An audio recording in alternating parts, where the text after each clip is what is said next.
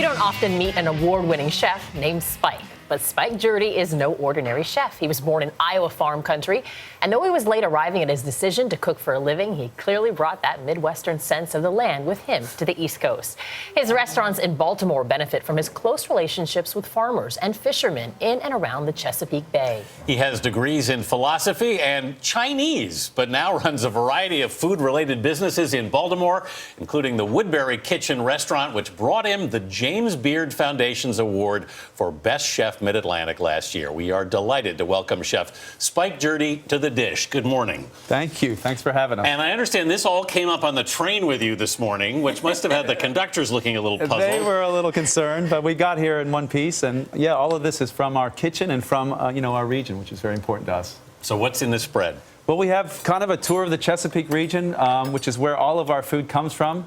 Front and center is the one dish that's been on the Woodberry Kitchen menu since day one. That's chicken, a half chicken that's roasted in our wood-fired oven. It's accompanied by seasonal vegetables. In this case, some beautiful young carrots and some kale that's been braised. It's topped with a pan sauce that includes a little bit of herb butter. Front and center, we have asparagus. First of the season for us. It's been a little bit cold, chilly this spring, but we're always thrilled. Asparagus kind of signals the beginning of all the great spring and summer produce that's going to be on our menu for the next 6 or 7 months. We've topped that with a little egg sauce with some fish pepper, which is a spicy pepper that we like to cook with. It played a role in the Chesapeake foodways of the 17 and 1800s. So that's there. Another Chesapeake mainstay are oysters. And I wondered, as soon as I saw that, I was like, is it fried oysters on We there? have a beautiful chopped salad that's topped with fried oysters from the Chesapeake Bay. And there's some local bacon and some great cheddar cheese from one of our favorite cheddar cheesemakers in our region. And then we kind of have a fun little take on a historical dish. We call this Scrappledelphia. It's an open-faced sandwich. We love to read about the traditions of the Chesapeake and the Pennsylvania Dutch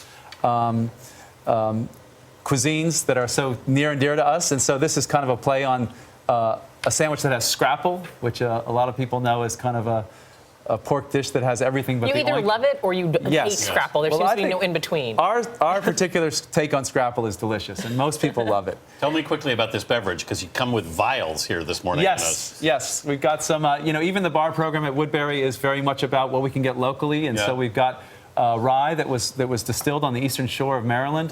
Some great local cider from Distillery Lane.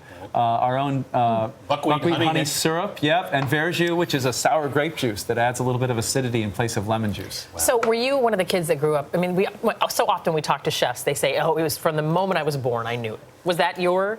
There was something about me that loved to cook, but I did not have that childhood where I was, at my grandmother's apron, and it just wasn't like that for me. But as I got older, and I realized that cooking was something that I truly loved to do, and then I chose to make it a career. Well, you say older. Originally, there was degrees, like he said, in Chinese and philosophy. Yeah, I went kind of a meandering path. But then you got a baker's job or something in college? I did. I got up the nerve to ask the local bakery if I could come in and work for free, because I thought that would be, and he said yes, like that. And that's where I spent the next 6 months every night there baking, and kind of that was my first real experience in any kind of kitchen. And then I came back to Baltimore and started working in a pastry shop. My friend and mentor, Joseph Poupon, got me on the real path of cooking professionally. So often now we hear from chefs and they say, I believe in locally sourced stuff, but you were really ahead of that game. What was it for you? Because I know your restaurant has really been described as a food system.